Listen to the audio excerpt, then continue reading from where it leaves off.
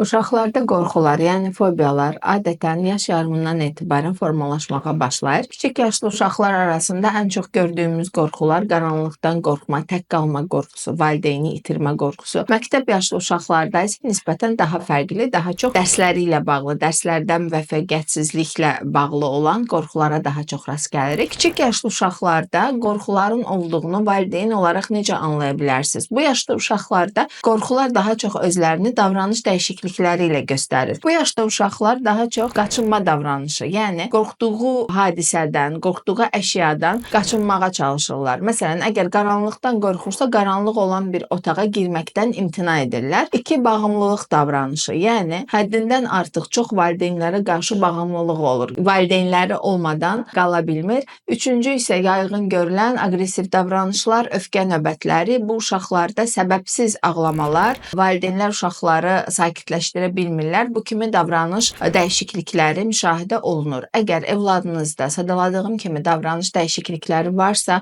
səbəbi fobiyalar ola bilər və mütləq bu baxımdan bir mütəxəssisə müraciət etməyiniz tövsiyə olunur.